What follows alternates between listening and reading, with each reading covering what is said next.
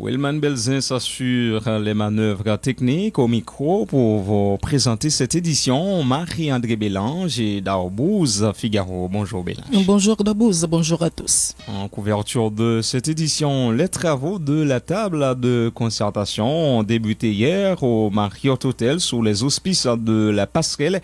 Les représentants des différents secteurs, notamment des partis de l'opposition plurielle qui prennent part, se sont mis d'accord sur plusieurs points concernant la gestion de la transition, l'organisation de la conférence nationale, des procès pétro-caribés, des tueries perpétrées dans plusieurs quartiers populaires sous l'administration en place. Dans la déclaration finale de cette première journée, les participants demandent au président Jovenel Moïse de quitter immédiatement le pouvoir. Écoutez à ce sujet le responsable du parti à Caro, Dr Juno Félix. Non respect majorité peuple qui campait derrière barricade pour bataille contre un système pesé sous nous doit couper. Non respect majorité qui a revendiqué un changement profond, une autre forme l'État pour une société pigiste et puis plus solide. Dans l'esprit participation et transparence, acteurs politiques, sociaux, économiques, et organisation de base qui réunit jour qui 8 novembre 2019 dans l'hôtel Marriott, mettez-vous ensemble pour signer une déclaration ça. Nous demandons Jovenel Moïse pour lui quitter pouvoir sans perdre de temps, sans condition. En même temps, nous mettons d'accord pour nous gagner un gouvernement transition avec une entité pour contrôler l'activité gouvernement. Nous mettons d'accord pour prendre mesures pour réaliser conférence nationale. Nous mettons d'accord pour réaliser procès pétro-caribéen pressé. Nous mettons d'accord pour réaliser procès massacre La Saline, massacre Cafoufeuille, massacre Tokyo, massacre Delé, et tout l'autre massacre qui fait dans tout le pays. Nous mettons d'accord pour demander au gouvernement transition qui va venir pour dédommager toutes victimes, et parents victimes, massacre, exact machinage, pouvoir dans le cadre de mobilisation, surtout journalistes. Nous mettons d'accord pour demander au gouvernement transition, pour bailler justice pour toute femme qui subit violence dans le cadre de mobilisation et massacre. Parti politique, organisation sociale et civile qui signent notre ça pour engagement pour continuer à chercher entente sous tout l'autre point sans petit temps. Juno Félix du parti à Caro, le porte-parole de la passerelle, le maître Zéphir, a fait part de sa satisfaction après la première journée des travaux de la table de concertation. Les grands points du projet de transition ont été globalement approuvés, a dit le pasteur Zéphir. Il est au micro de Diego Scholl. Journée aujourd'hui a été un grand défi et nous faisons un pile effort, nous gérer l'Assemblée avec un pile calme, avec dialogue, même plusieurs représentants secteurs populaires qui étaient venus. Bon Dieu fait, pas de aucun choc entre personne avec personne, donc tout le monde est fini dans la compréhension, c'est déjà un bel bagage. Ça m'a passé. Bon, je ne peux pas dire moins satisfait, mais pour journée aujourd'hui, je suis capable de dire plus grande satisfaction nous, c'est que tout secteur dans la société a été présent là aujourd'hui. Monde qui des barricades, monde qui sont dans le quartier populaire, toute qualité secteur société civile, monde qui a des difficultés pour chita entrer dans l'opposition, yo chita ensemble aujourd'hui, c'est déjà un bagage important.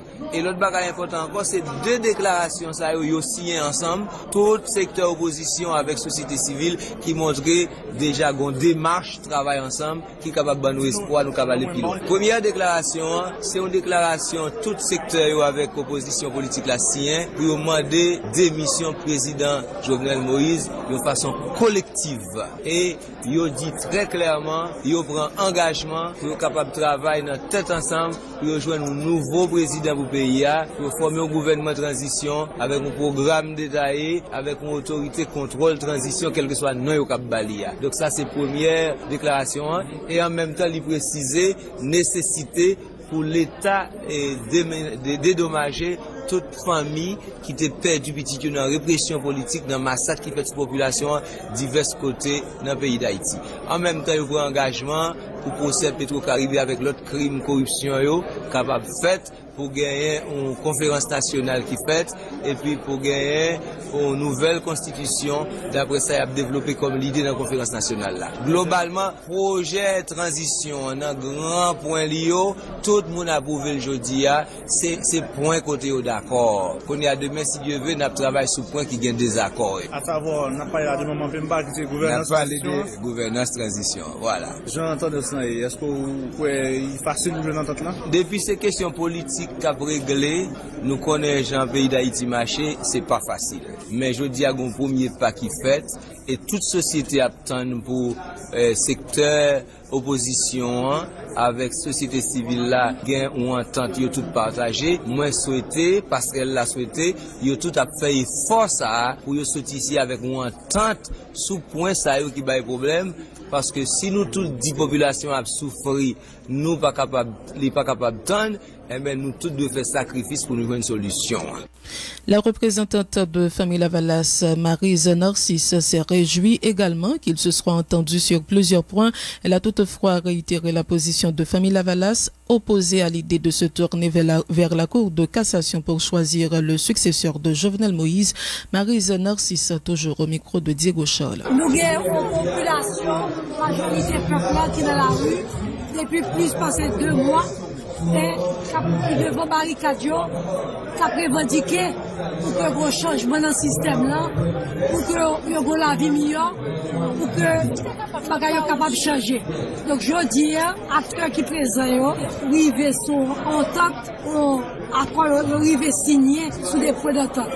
Donc son première étape, nous espérons que nous avons signé sur tout point d'entente pour que le pays ait sorti de la crise. Pour Famille Lavalas clair. Nous pas dans cassation, parce que si nous parlons de changement de système, nous pas qu'à parler d'institutions, que population, que tout qui décriait, que tout pour mettre en question. Donc, je dis, c'est un comité de salut public ou un conseil de transition. C'est ça que Famille Lavalas proposait. Toute action que Famille Lavalas prend, de toujours connaître avec revendication population. En population qui est dans la rue, les clés, les dit, il y a des barricades, et il dit, il faut que le système l'a changé. Donc, je dis, nous à l'écoute de la population, et donc, Famille Lavalas lui-même, il ne peut pas supporter une transition avec cassation. Maryse Narcisse de Famille Lavalas, les représentants de l'alternative consensuelle disent espérer que l'entente nécessaire sera trouvée ce samedi sur le choix du président provisoire, le Premier ministre et l'organe du contrôle du gouvernement de transition. Tour à tour, Sorel Jacinthe, Serge Jean-Louis et Augustin Antoine. Toute bagaille déroulait très bien, donc nous planifions première journée, nous mettons d'accord sur plusieurs points, nous mettons d'accord sur préparation de journée demain, sur la méthodologie demain, pour nous chita et dialoguer sous 3 autres points qui gagnent une nuance. Premier point, c'est qui est-ce qui a remplacé le président Jovenel? Est-ce que c'est un monde dans pour de cassation ou bien un monde dehors? Et en même temps, c'est qui est-ce qui a premier ministre? Et deuxièmement, organe de contrôle et d'autorité qui va contrôler soit avant ou après action gouvernement. Point ça, c'est maman question, gouvernance transition qui beaucoup moyen, mais comment ou même comme politique d'expérience, où est entendre ça? Déjà, il y a des divergences en ça même pour dire que il y a des secteurs qui disent que il y a dans cassation, il y a qui disent c'est ça le public, il y a qui disent l'autre. Comment vous entendre ça? Bon, entendre ça possible parce que le premier bagage là, c'est que je pense que nous dit que nous avons agi sous consensus. Nous avons un consensus suffisant. Mais en clair, où est déjà, si nous avons parlé de majorité absolue, 50+1, où est tout le monde d'accord pour aller dans la Cour de cassation. Nous, par contre, qui juge maintenant c'est dans la Cour de cassation. Deuxièmement, sous question Premier ministre qui doit sortir dans le secteur politique, là, l'opposition plurielle, vous pensez que il y a des gens qui t'a aimé, c'est yo, mais sous point ça, il y a des nuances. Pas de beaucoup de problèmes. Tout les représentants des secteurs qui viennent, il y a des discussions préalables. D'accord, on a accès à venir. Et nous-mêmes, au niveau alternatif là, nous demandons un dépassement de soi. Parce que tout pays a braqué sur nous là. Et autant d'écrits, population qui a demandé pour nous jouons une solution immédiate pour remplacer Jovenel Moïse. Tout le monde n'est pas d'accord pour la cassation. Non, pas de problème. Nous jouons un consensus parce que, comme dit, il y a deux contacts au préalable qui est avec plusieurs camarades d'une habituée avec l'autre. Donc, nous, clair, nous condamnés pour nous joindre de consensus sous désignation de président. Non, ça, c'est une fondamental. Mais tant qu'on connaît, et je suis d'accord avec Serge, si nous sommes obligés d'arriver dans le cafou pour nous dégager un consensus sur ça, nous fait, mais nous-mêmes, nous gagnons plusieurs secteurs qui déjà adhéré à la position ça, et nous avons jusqu'à ce que nous avons dénouement, jusqu'à ce que nous avons dénouement. Je ne vais pas prendre le vocabulaire pour là, jusqu'à ce que nous avons dénouement sous point ça. Les représentants de l'alternative consensuelle qui disent espérer que l'entente nécessaire sera trouvée ce samedi sur le choix du président provisoire, le Premier ministre et l'organe de contrôle du gouvernement de transition. Même son de cloche du côté des représentants du Forum de Papaye et de l'initiative Marché Contré. Jean-William Gentil de Contrapepla est suivi de Génard Joseph de Vérité. Bon, comme son journée, première journée de travail. Donc, les démarrer, j'en démarrer. C'est toujours un problème de représentation et que je crois que nous avons essayé de qui ça a sorti. Mais maman, question ensemble pour comment ça passe? Eh bien, où est l'agenda? D'ici à ce qu'on a aidé, nous avons essayé d'entrer dans le moment causé. Mais ça qui a fait aujourd'hui, c'était travail pour expliquer, pour résoudre le problème de représentation, résoudre le problème d'agenda, discuter méthodologie, etc., etc. Donc, ça dépend de temps pour le démarrer, même penser après-midi à soir et demain, nous avons dans le sujet à tout le monde. Comment on entend sous gouvernance transition? De toute façon, le problème réel aujourd'hui, que le pays a nos difficultés. Et dans les difficultés, il y a quand même entente là, les imposer. Et pas que c'est notre vote, nous parler sur nos consensus quand même, nous parler. Donc, pour aller que débat au point, et mode d'engagement que différents secteurs au point, nous vraiment certains que nos consensus n'a privé quand même pour nous joindre en solution pour une gouvernance là et tout paquet jusqu'à gagner dans la transition. Ça, nous certains que nous avons joué un consensus là quand même. L'homme d'affaires Grégory Brandt, qui représente à juste titre le secteur des affaires à ses assises, souligne la nécessité pour les acteurs de trouver au plus vite cette entente sur la transition politique afin de débloquer le pays, invoquant les conséquences de la crise politique sur l'économie nationale. Nous l'écoutons. Il y a 2 mois, situation compliquée, marchandises pas qu'à vendre, marchandises en dehors pas qu'à rentrer, Port-au-Prince commence à rater et un pile produit, là on vit une situation de crise humanitaire sans précédent qui fait que réellement, donc je t'attendais très sérieux qui peut faire pour résoudre la situation comme ça. On mesure une estimation de conséquences. Perte de moyens, perte locale. Ou on mesure une évaluation. On ne va pas quel chiffre qui passe ça, ok? Mais il est énorme. Il est énorme. Non seulement on a perte d'entreprise, mais on a l'État qui pas rentré comme tout. L'État pas rentré comme, il y a des difficultés pour payer. Donc on a plusieurs combinaisons qui fait. Plus, il y a des bagages que l'on perdu, on ne peut pas reprendre encore. Il y a une visite qui crasée, on ne peut pas reprendre. Donc, on espère que ça va marcher. Il faut être optimiste. Donc, à 95% entente faite, un tout petit crété, et je pense qu'avec bonne foi et avec sagesse et sérénité, entente la preuve. Mais ma question est beaucoup moins, à savoir gouvernance transition. Non, transition, c'est structure gouvernance, transition qui peut discuter.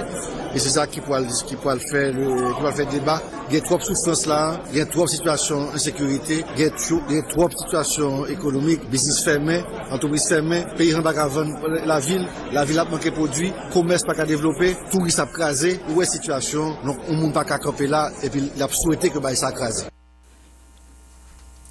L'ancien député Vikens Derilus applaudit le fait par les différents regroupements politiques de l'opposition plurielle de se réunir pour tenter de trouver une entente sur l'après-Jovenel Moïse. L'ex-parlementaire estime que les travaux de la table de concertation constituent un pas de la bonne direction.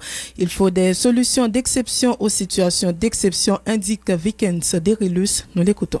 Réunion qu'a fait aujourd'hui sur le table de concertation, c'est une étape dans une crise, dans un processus pour l'aboutir, capable de plusieurs étapes. Nous même pas attendre moins comme une date de tout bagage pour aller douce, automatiquement intérêt à confronter, donc à gagner un pile bouleversement par rapport à ça, mais c'est déjà un bon aspect si acteur ça est capable de chercher une divergence qui est capable d'entendre. Donc si étape ça pas passé, genre peut-être tout le monde a souhaité, t'as dit que bon, il peut aller sauter en bagage unique, eh bien, à bien l'autre étape qui pour franchir. Malheureusement, président Moïse Moïse circonscrit bataille qu'a fait jeudi là dans le temps, il circonscrit le mandat 5 ans. Ou pas de capacité, ou pas de moyens pour anticiper son série de problèmes, ou vin défaillant, et lors vin défaillant, ça capable de déboucher sur n'importe quelle qualité de bagaille. Président Moïse, c'est tout à fait normal pour le dire qu'il est accroché à mandat, il va aller à l'élection, mais historiquement, en dedans pays, c'est pas seulement dans l'élection, moun pour pouvoir gagner des situations d'exception. Et aujourd'hui là, nous avons une situation d'exception dans le pays, réflexion doit aller en fonction des situations d'exception extraordinaires qu'a traversé le pays. Quel que soit le nouveau gouvernement ou nouvelle administration qui a venir par rapport avec tout problème qui gagnait, que ce soit l'économie, question insécurité, entre autres, est-ce que Mounsayo qui vient pour venir, qui pour prendre pays après, est-ce qu'il y a bien un pile difficulté? Si oui, dans quel sens? Il y a deux bagages pour nous qui ont compte de là. Dans une situation d'exception, à un problème exceptionnel, solution exceptionnelle. Pour le là, il y a des gens qui ne peuvent pas venir. Donc, pour les gens qui nouvellement venir, c'est pas par rapport à la personnalité seulement, non. On parle par rapport à la méthode. Et je parle du système, parce que le système, pour moi, c'est beaucoup plus compliqué, mais par rapport à la méthode. Donc, il y a un paquet de paramètres qui après à le considérer au niveau de l'État. Au moins, il y a deux là qui viennent dans la tête rapidement. Nous devons l'État qui fait preuve d'humilité. Nous devons l'État qui fait preuve d'austérité. Nous devons l'État qui fait preuve de rationalité. Côté l'État qui a l'argent, c'est pas de gens qui a rentré. Faut nous avons l'État, je dis, qui a le chercher. L'État, dans une nouvelle méthode, nouvelle approche, il est capable de permettre que le palier à un de bagages. Là où il est dans une situation, chaque morceau dans le territoire, une forme de pratique, entre parenthèses, où on a proposé, premier côté pour nous y regarder, c'est comment l'État, à part administratif là, est capable de nous certaines garanties, aider nous aussi il pas capable. Donc, on va pas approcher petit vers un attaché. Là, par exemple, où l'équipe football a fonctionné, là, il y a tous les mains où la donne. Mais là, il n'y a pas de résultat. Premier côté au cours, ce premier monde au cours, c'est son entraîneur. Okay. Et pas oublier, entraîneur n'a pas jamais sous terrain pour le jouer ton ballon. L'ancien député Vikens Derilus, le sénateur du Sud Jean-Marie Junior Salomon, se félicite également de l'organisation de la table de concertation. Il s'agit, dit-il, d'une excellente initiative qui arrive à point nommé. Le parlementaire invite les acteurs de l'opposition plurielle à laisser de côté leurs intérêts personnels au profit de ceux de la collectivité, demandant à ces derniers d'éviter de reproduire les mêmes erreurs de 2004. La déclaration du sénateur Jean-Marie Junior Salomon au micro de Léon Kercivil. Il était important pour que l'initiative qui prend aujourd'hui, l'IT prend. On est capable de dire que c'est une très bonne initiative et une initiative qui arrive à point nommé. Pas oublier, tout royaume divisé sera détruit. Et je crois que aujourd'hui, il est important pour que toute branche dans l'opposition, ils mettent tête ensemble pour être capable atteindre l'objectif final. Pas oublier que aujourd'hui, peuple dans la Oulien et il y a un seul bagage que réclamer, c'est la démission du chef de l'État. Effectivement, mener couleur à l'école, c'est une, celle chita, c'est deux. Moi, toujours dire, c'est qui objectif opposition, les gagnants. Après le départ du président Jovenel Moïse. Je dis, c'est pas les personnels ou intérêt mesquin qui doit primer, mais c'est intérêt peuple haïtien. À ça que maintenant, il va falloir que nous pas répéter les mêmes erreurs que nous avons fait en 2004. Ça me le dit par là.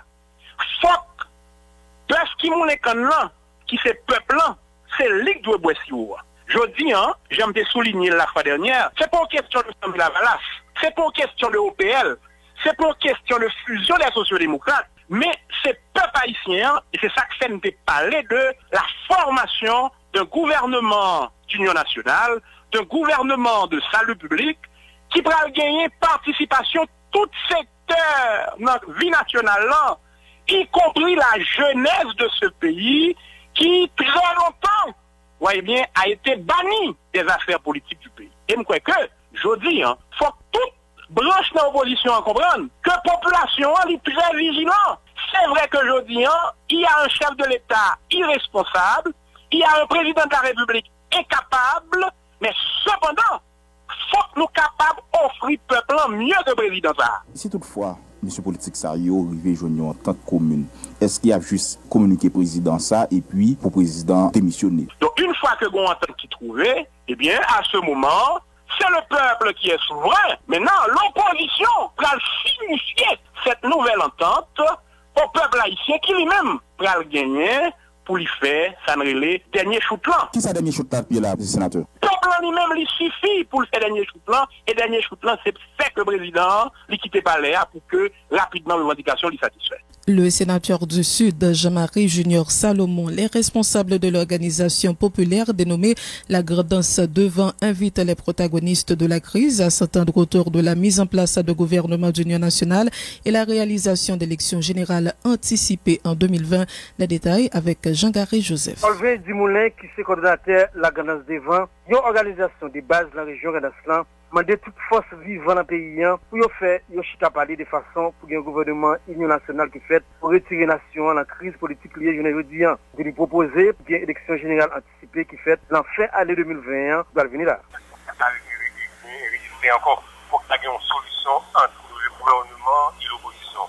C'est ça qui s'est sorti. Pour qu'il y ait une élection statistique qui s'est faite, il y a un gouvernement de salut public expliqué par le vidéo du directeur de radio africain pour ne pas avoir une solution durable dans la crise qui a assuré les jours. En tout cas, l'important pour nous faire remarquer, toute activité a fonctionné normalement dans le département de l'Ascan. Le secteur activité d'école qui peut rouvrir l'envie de Jérémy seulement était sous prix pour des nécessités à gaz grand qui toujours été cher. Depuis Jérémy, Jean-Gary Joseph, Vision demain. Merci Jean-Gary Joseph. L'organisation non gouvernementale Médic Haïti dresse un bilan catastrophique des 2 ans du président Jovenel Moïse à la tête du pays. Dans un rapport présenté à la presse hier intitulé Diagnostic de la situation d'Haïti avec Jovenel Moïse qui prend en compte différents domaines, l'ONG estime que la mauvaise gestion du chef de l'État a provoqué la faillite du pays greffée d'une catastrophe humanitaire. Médic Haïti estime nécessaire le changement du système politique actuel afin de mettre le pays sur les rails de la bonne gouvernance et du développement durable.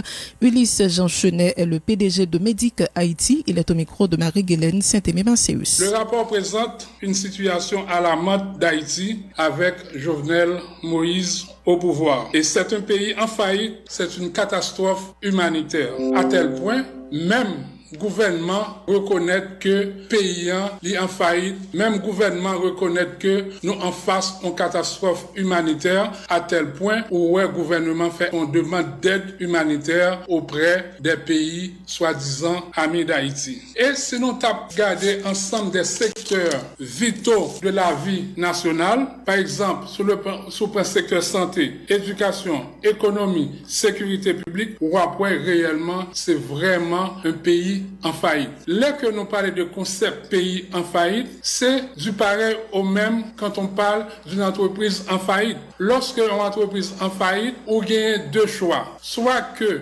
ou qu'un garder et entreprise là, ou bien ou reviser système là. Si on laisser entreprise là aller en péril, on laisser tomber. Mais si vous voulez et entreprise là refaire surface, ou gagner ou reviser système gestion entreprise là. Il en est de même pour un pays en faillite comme le cas d'Haïti. Il faut que nous refassions système de gouvernance paysan. Parce que, qu'on le veuille ou non, le pays mérite un changement global, un changement en profondeur, un changement radical. C'est en ce sens-là, nous présentons un rapport d'évaluation sur la situation actuelle paysan d'une manière à ce que ensemble acteurs qui n'ont politique paysan capable que État paysan, il faut que nous fassions en sorte que nous retirions paysan dans le labyrinthe que lié journée aujourd'hui. Si nous prenons au niveau sécurité alimentaire, toute région est censée en rouge, c'est-à-dire pays nous en face, ils émettent de la faim. Ils émettent de la faim, pourquoi? Parce que au niveau de la production agricole, on ne produit pas assez pour capable renforcer la sécurité alimentaire en un pays. De l'autre côté, il y a l'inflation, il y a le problème économique. Population,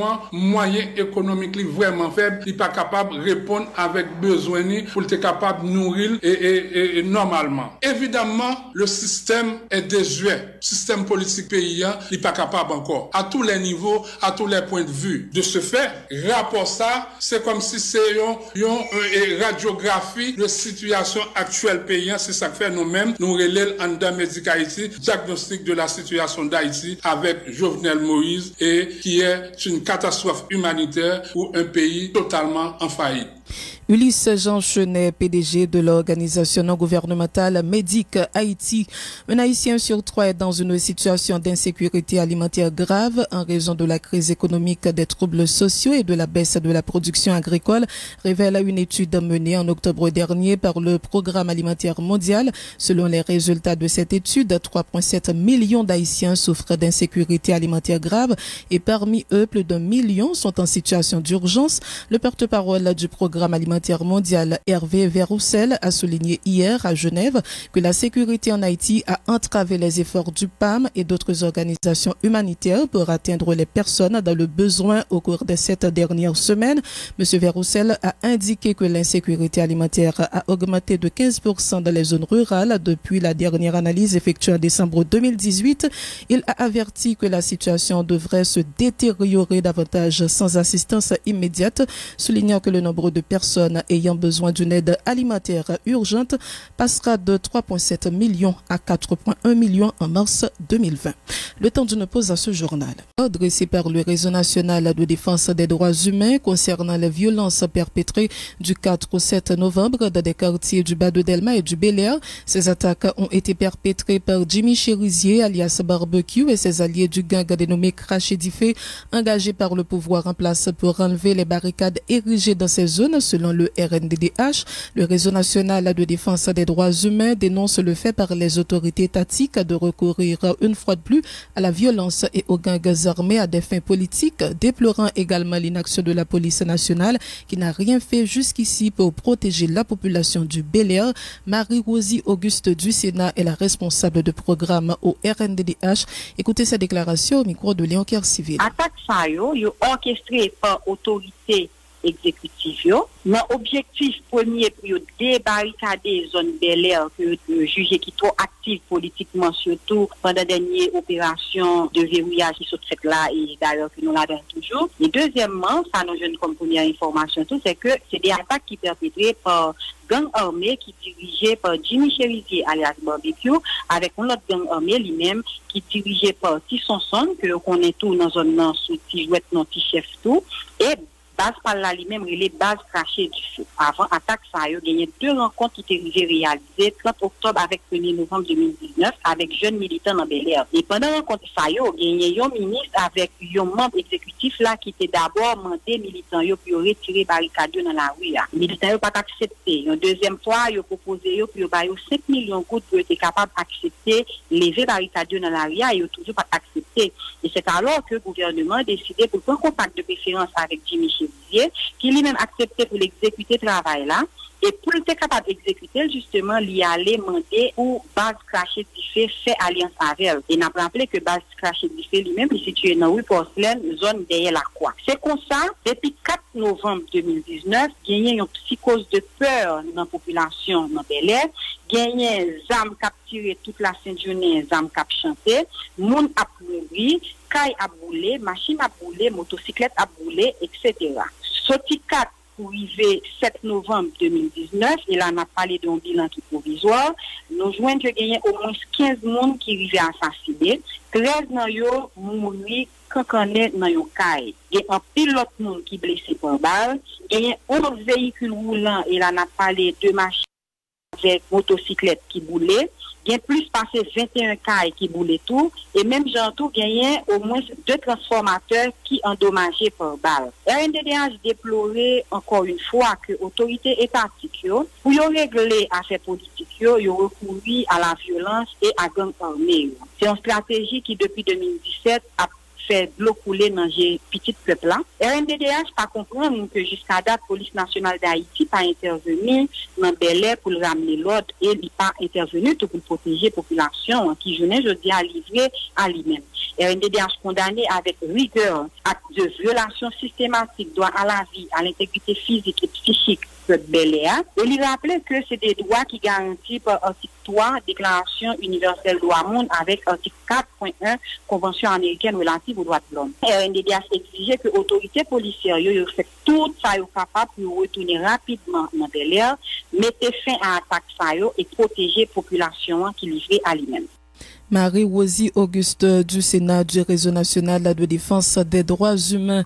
Le co-directeur du collectif Défenseurs Plus se dit extrêmement préoccupé par le niveau de violence et la cruauté des gangs armés, réagissant à ce qui se passe depuis plusieurs jours dans des quartiers populaires à la capitale et au Cap-Haïtien. Antoine Mortimer dénote que les bandits armés profitent de la crise sociopolitique qui agite le pays pour intensifier les actes de criminalité, appelant la police et la justice à sévir avec la dernière rigueur contre les auteurs et complices de ces crimes odieux. Le défenseur des droits humains demande également aux acteurs politiques de trouver rapidement une solution à la crise afin d'inverser la tendance. Antoine Mortimer avec Jean-Christophe Prophète. Nous préoccupés, extrêmement préoccupés par la montée des violences et des criminalités dans le pays. Nous, encore une fois, faisons appel avec les protagonistes politiques pour leur comportement par rapport à la vie monde. Pour la vie, moun, droit à la vie, nous pas qu'à quitter la bafouée comme ça. Tout le monde qui complice ou bien impliqué dans torturer moun, tuer moun, assassiner moun, racher moun. Donc, moun ça, pas l'autre non capable de c'est délinquant, c'est criminel, et la justice de sévir contre eux. Pour nous dire, après, yo fin rache moun dans la Tibonite, bon c'est le tout de Cap-Haïtien, de rache moun, yo couper tête yo et puis yo servi avec yo comme ballon pour yo jouer. Donc nous pensons que c'est un niveau de cruauté qui dépasse les limites. Et la société n'a pas qu'à continuer à accepter la déshumanisation ça qu'à passer en bas pied dignité monde même après monde a fin mourir, il continue de faire des actions qui malhonnêtes. Est-ce que c'est niveau d'insécurité qui est là qui la cause que nous dans limite ça ou bien est-ce que c'est une crise sociopolitique qui a pas agité pays et ces derniers jours? Pour nous-mêmes c'est crise politique là, li faiblit plus institutions mais son crise politique qui vient mettre son crise socio-économique, en crise structurelle de l'État, capable de parler en crise multidimensionnelle. Moun qui a mauvaises intentions, délinquants, qui délinquants à col, qui sac sans col, ils ont profité des crises politiques là pour faire des crimes, pour commettre des crimes et pour monter niveau insécurité. Ouais, donc on t'a dit conjoncture politique là, ils viennent pour des actions d'insécurité et de criminalité. Mais là, nous pensons que c'est pour la première fois depuis côté nous assister gagner et moun pauvre yo instrumentalisé pour yo attaquer pauvre pareil yo ouais moun qui la même groupe social avec eux qui dans le même quartier avec eux et c'est comme si ils n'a pas attaqué l'autre pour soit pour des conflits politiques ou bien pour d'autres intérêts économiques ou bien encore des fois moun yo touché comme pour yo commettre des crimes, il n'y a pas même pour qui ça commettre des crimes, il a simplement servi comme instrument pour faire ça. Malheureusement, la justice est toujours faible, la justice est déjà faible, mais je dis, nous pas qu'à dire pas qu'il va marcher. Maintenant, quelle est la responsabilité de Jovenel Moïse dans tout ça? Jovenel Moïse est le premier responsable, comme c'est lui-même qui encore a joué le chef de l'État, nous regardons l'article 136 Constitution, et c'est le premier monde qui est responsabilité pour garantir bonne marche toute institution publique et toute institution de l'État en pays, bon, les presque failli avec mission ça et M. Jovenel, si lui-même il pas joué une possibilité pour le diriger, il vient pour prendre l'autre décision parce que le pays n'a pas qu'à continuer comme ça. Comment pour nous et corriger toutes les dérives ça? En solution rapide à la crise politique là, pour la justice commencer à fonctionner, pour la police continuer à la sécurité et pour chaque professionnel retourner dans l'activité pendant lutte pour changer système inégalité sociale là, système disparité économique là, de continuer. Système pour changer l'État, pour l'État de proximité, l'État qui a obligation pour le service sociaux de base avec la population, pour le protéger, droit moun, l'État doit continuer, mais d'une manière pacifique. Le co-directeur du collectif Défenseurs Plus, Antoine Mortimer, le sénateur Jean-Marie Junior Salomon s'inquiète des activités des groupes armés qui constituent selon lui les prémices d'une guerre civile dans le pays. L'ex-commissaire du gouvernement des Cayes dénonce également une vague de répression orchestrée contre les manifestants anti-gouvernementaux. Il avertit que cela pourrait engendrer la vengeance populaire.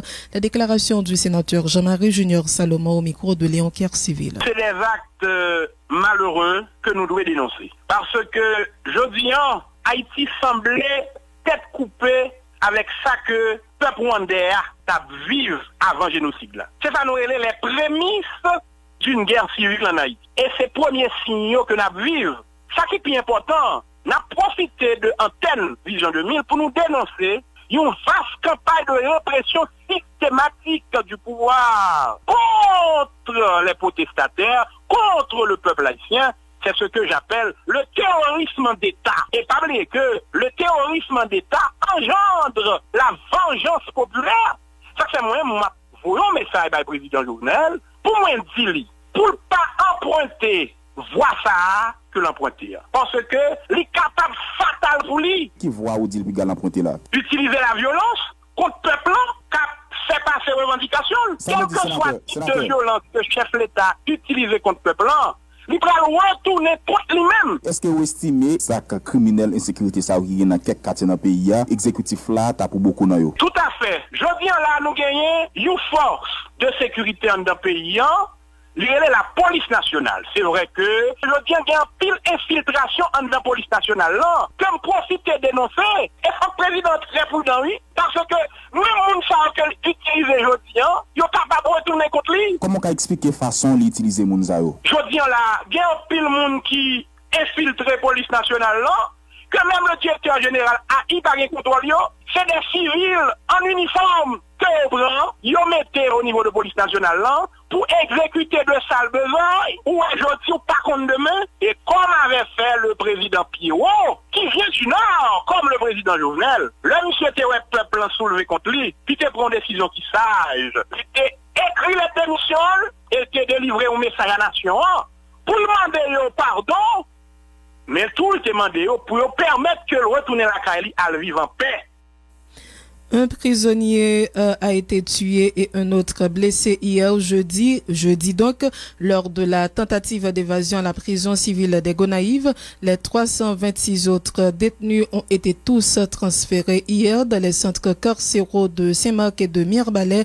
Les détails avec Exalus Mergena. Un prisonnier mouri dans la prison civile Gonaïve là, un autre blessé à balle, 326 autres transférés dans l'autre prison dans le pays, en peu le coup de zamté chanté. C'est bilan tentative évasion. Prisonnier Gonaïvio était fait jeudi 7 pour l'ouvrir vendredi 8 novembre dans la cité d'indépendance. En effet, jeudi 7 novembre, environ 300 prisonniers qui dans la prison civile Gonaïve là ont tenté de sauver après un mouvement protestation a été fait pour dénoncer mauvaises conditions de détention qui pas bon du tout dans l'espace côté yo fermé dans l'ancienne base MINUSTA. Autorité Gonaïvio considérée comme prison. Information nous disposée fait qu'on est prisonniers qui pas mangé depuis plusieurs jours sans compter difficulté pour gagner pour joindre de l'eau pour boire, action santé. En plus là qui malade pas qu'à joindre, c'est profiter écraser cellules côté infirmier et puis ces armes, il y a un policier qui t'a bail sécurité dans la prison, c'est avec zam ça qui c'est un 9 mm prisonnier était tombé tiré et puis boucanté coup de zam avec la police qui était intervenu et qui était lancé tout en pile gaz lacrymogène avant de arriver prendre contrôle situation. Cependant, malgré le contrôle périmètre prison, agent Udmo Gonaïvio qui était joué un renfort, un backup Simo qui était sorti dans la ville Saint-Marc parce qu'à entrer en dedans prison à cause prisonnier qui était gazam. Et finalement, matin vendredi, agent d'audio était utilisé technique qui te permet de faire prisonniers qui étaient en cette prison volontairement pour te entrer dans l'espace ça, côté où tu as découvert cadavre d'un prisonnier qui recevait une balle dans le ventre à l'autre qui est blessé. Exalus Mergena, Gonaïve, Radio Vision 2000. Merci Exalus Mergena. Ces détenus ont été transférés à la prison civile de Saint-Marc alors que ce centre carcéral fait face à de sérieux. Notre correspondant Guiliano, c'est facile. En bas dispositif sécurité, plusieurs unités de la police nationale là, autorité à PENA, à la justice, dans la ville Gonaïve, transféré journée vendredi 8 novembre 2019 dans la prison civile Saint-Marc, une centaine de prisonniers. Décision ça prend après tentative d'évasion, plus passé 300 prisonniers, t'est fait jeudi 7 novembre 2019 dans le local qui servit comme prison qui trouvait dans l'ancienne base MINUSTA, Kishita, sous Benak Gonaïve. Pendant la journée vendredi 8 novembre, Moun Saint-Marc a remarqué 3 school bus qui étaient chargés à prisonniers, tout près de la prison civile Saint-Marc. En plus là-dedans, jeunes garçons et femmes, mêlés à quelques grands monde, t'es bien noté. Quelques Samaritains qui devenaient en aide à Kyo, t'es bayo quelques choy, tant que sachet bonbon, blo avec l'argent, les prisonniers, bisio, monté mi-malé à Kyo, à cause prison civile Saint-Marc là, qui gagne trop de monde. Important pour nous signaler, prison civile Saint-Marc là, gagne 514 prisonniers qui étaient fermés là-dedans. Kounia ou comprendre, il y a plus passé 600 prisonniers qui en dedans sans casser ça, alors que prison a fait face à divers problèmes, tant que manger, de l'eau, carburant et la trier. Guiliano, c'est facile, c'est Mac. Radio Vision 2000. Merci Guiliano, c'est facile. Le secrétaire général de l'initiative des combattants et alliés du pouvoir, Jean-Christelle Décimé, informe avoir adressé le 31 octobre dernier une correspondance au président de la Cour supérieure des comptes et du contentieux administratif. Il s'agissait de demander au tribunal administratif de publier le 3e rapport d'audit de la gestion des fonds Petro-Caribé, a dit M. Décimé. Il applaudit par ailleurs les mesures prises, selon lui, par le président Jovenel Moïse pour rétablir l'autorité de l'État. La déclaration de Jean-Christelle Décimé au micro de Marie-Guylaine Saint-Aimé Masséus. Nous lançons un appel. Pressé by M.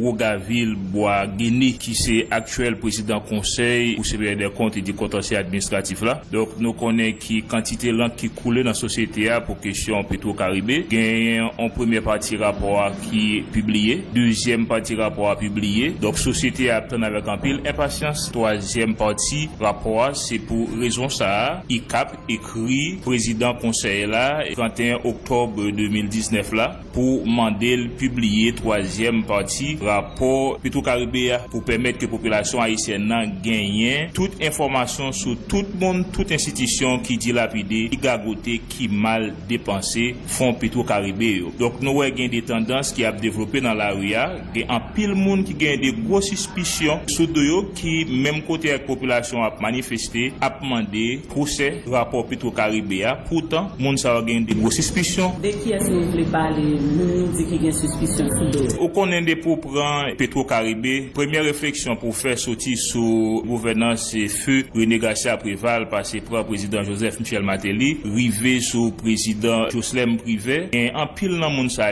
que ce soit des sénateurs en poste, des députés en poste ou bien qui étaient passés déjà dans ancienne législature et gagné lutte d'influence là qui fait directement ou indirectement yo gagné et implication dans comme ça yo mais gagné de monde tout dans le secteur privé des affaires qui étaient gagné des affaires avec l'état dans cadre projet ça bon l'autre bagaille qui fait que nous sauter nous fin écrit document ça et le 31 octobre pour nous voir le bail et président conseil pour suivre des comptes là mais matin nous apprendre avec un pile étonnement pour individus mal intentionnés commencer à attaquer bureau départemental pour suivre des comptes qui dans sud-est après au passé mettre du feu sur dans une série de tribunal commissariat institution l'état yo arrivé sur suivre des comptes par contre c'est un objectif pour capable éliminer archive ça donc il cap prend ça très au sérieux nous a féliciter et encourager et président Jovenel Moïse et une bagaille pour lui faire c'est pour lui rétablir l'autorité de l'état dans tout raccoin pays d'Haïti gain de bonnes décisions que la prend là de décisions pour couper une série de contrats côté institution a fait l'argent sous l'état mais pas bail service là côté gain une série de monde qui gagne des services qui a besoin au niveau la douane président qui campé sous toutes les bagages ça et n'a demandé pour le continuer yon nan dossier qui est important pour président Tamain pendant la prendre décision ça yo gagne une série de directeurs qui a touché bail tête $17,000 américains gagne une série de l'autre directeur gagne un salaire faut au moins président a prendre des décisions pour gagner un grille de salaire pour tout directeur général. Le groupe d'appui aux rapatriés réfugiés est monté au créneau pour dénoncer le cas du jeune migrant haïtien Eddie Pierre, 18 ans, retrouvé pendu à un arbre, les mains ligotées le 31 octobre dernier dans un champ de canne à sucre à Puerto Plata, en République dominicaine. Après le constat légal réalisé par les autorités judiciaires, le cadavre du jeune haïtien a été transporté à l'Institut national des sciences judiciaires à Santiago pour l'autopsie médico-légale. En attendant, le GER rejette la thèse de suicide évoqué de l'autre côté de la frontière, rappelant qu'en février 2015, Jean-Claude Jean-Henri, 19 ans, avait été retrouvé lui aussi pendu et les mains liées sur une place publique à Santiago. Le groupe d'appui aux rapatriés réfugiés demande aux autorités haïtiennes d'assumer leurs responsabilités. Géralda Saint-Ville est la responsable de communication et de plaidoyer du GER. Eddie Pierre, qui a âgé à peine de 18 ans, qui a été retrouvé pendu avec Mélie Maré dans un champ de canne qui est abandonné dans la zone Montellano, dans la région Puerto Plata, en République dominicaine. Ça va c'est jour qui était 31 octobre 2019. La première information que tu as c'est que son suicide. Et nous-mêmes, dans le cadre de recherche que nous faisons, contact nous rentrer avec partenaires nous en République dominicaine, surtout ça qui travaille dans la zone Puerto Plata, photo que vous partagez avec nous, puisque Mélie marée jusqu'au poignet, très serré, ça a montré c'est un assassinat. Après constat, il y a le cadavre là dans l'Institut national des sciences judiciaires pour faire autopsie. Au niveau de gars, on attend le résultat et nous exhorter autorités haïtiennes pour demander résultat enquête là. C'est autorité dominicaine qui est en charge pour faire enquête là et autopsie c'est Institut national des sciences judiciaires qui a Santiago qui a fait autopsie. C'est qu'on prend des gens qui étaient vraiment humiliantes, qui étaient fait février 2015, c'était Jean-Claude Jean-Harry qui était 19 ans à Santiago, ça a vraiment indigné tout le monde parce que c'est sur place publique à Santiago que des groupes ultranationalistes se prennent. Autorité dominicaine ont dit qu'ils ont entamé une enquête, ils ont arrêté 3 personnes dominicains avec 2 autres qui d'origine haïtienne. Mais jusqu'à maintenant, nous n'avons pas une information qui dit que ils ont finalement joint une ou bien plusieurs coupables de meurtre, ça qui est passé depuis 2015 ans, et ils ont puni. Nous-mêmes au niveau de gars, nous n'avons jamais été silencieux face avec cas de meurtre. Ça, non seulement nous adresser sympathie nous avec famille victime et nous demander que l'autorité haïtienne a publié enquête là et pour nous connaître que c'est pas un suicide vrai par rapport à Jean Cassa fait ça et finalement pour punir auteur crime ça qu'a fait la République dominicaine. Infovision. Le secrétaire général de la Confédération des travailleurs haïtiens rejette la nouvelle grille du salaire minimum publiée par l'exécutif. Selon René Préville-Joseph, cette démarche ne vise qu'à casser l'élan de la mobilisation enclenchée contre le pouvoir en place. Le syndicaliste appelle à la poursuite de la mobilisation en vue de contraindre le président de la République à la démission.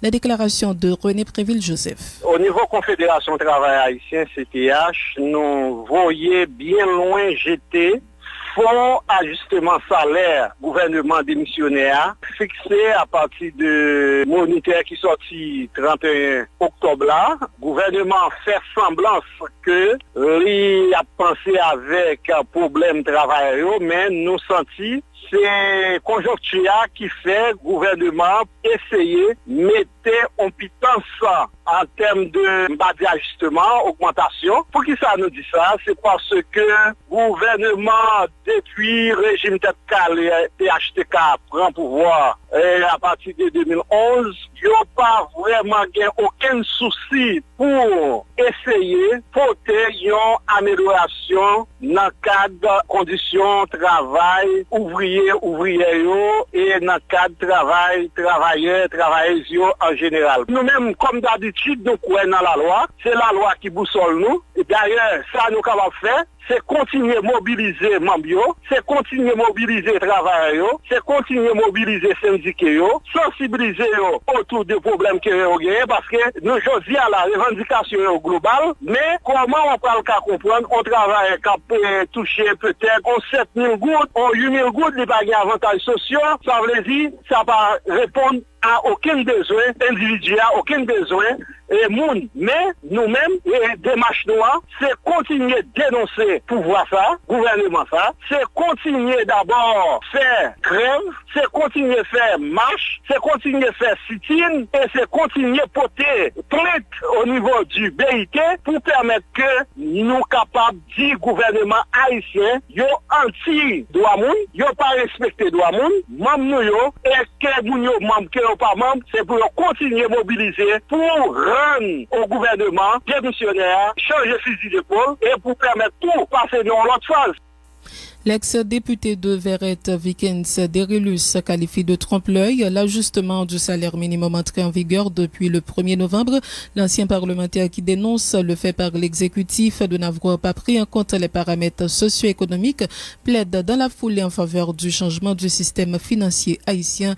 L'ex-député Vikens Derilus. C'est pas ni ajusté ni augmenté. C'est pas par rapport à Goudla pour faire ajustement. C'est par rapport à qui ça le vaut dans la Tibonite. Un paysan qui a aidé au fond jardin. Il entre dans le jardin à 6 heures, ou bal manger, ou bal l'eau, les filles nous payent $2.50 pour 6 heures de temps. En moyenne, même les paysans, nous beaucoup plus accrochés avec bien-être mondial qui au niveau de l'État. Pas qu'un CSS, nous qui fixe ça, les mêmes. Donc, là, par exemple, bon, l'État qui réunit, etc., CSS, c'est pour montrer que nous ne pas comprendre absolument rien. Même dans le niveau comme Zindadou, l'État, dans le niveau employé régulier, ajustement, ça c'est supposé faire par rapport à l'inflation, tout. Question salaire minimum, non? Il n'est pas ni augmenté, ni ajustement. Bon, de fait, hier, qui vaut $6, je dis à niveau $5. Au contraire, on trompe là, et syndicats ouvriers, ils déjà prennent là, qui devant là, ou pas de problème pirate, de bouleversement, de monde dans la rue, manifestation, nous sommes prêts pour arriver, contourner difficultés pays à prendre là. Système financier en Haïti, tout nèg qui verse dans le domaine, toujours dit que son bagage archaïque, son bagage rachitique, son bagage rudimentaire. Je dis à me penser que c'est pas en agonie, mais vraiment à confirmer tête clé. Maintenant, c'est surtout économie parallèle là qui a pris un mauvais coup là. Paysans qui produisent banane dans la caille,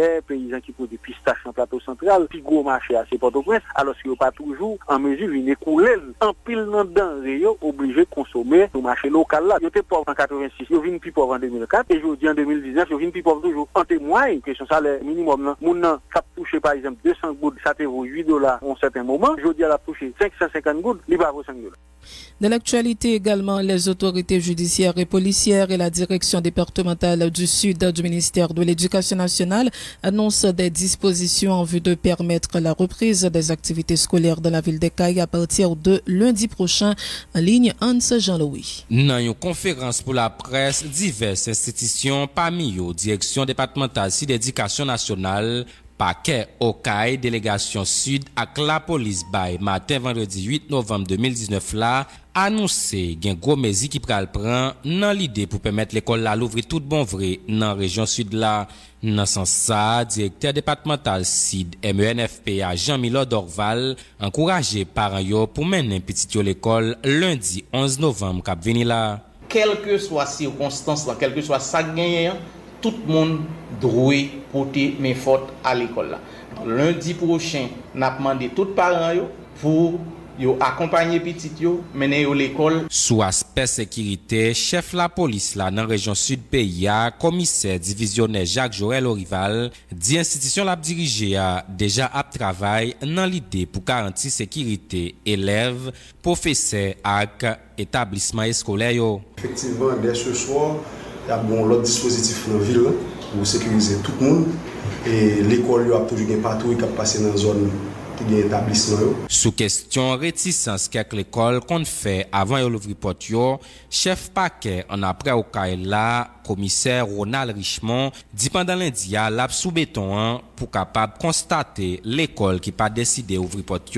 Lundi, nous voulons que toute l'école ouvre pour recevoir Timoun. Donc, nous dans la rue avec juge de paix pour nous constater l'école qui pas ouvert en dedans commune. Pendant responsable à travail pour l'école la relouvrir, gagné opposition radicale là qui a préparé pour manifester dimanche 10 à lundi 11 cap venir là.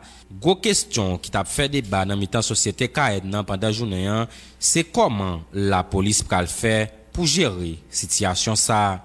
Hans Jean-Louis depuis Ville-Okaï pour Radio Vision 2000.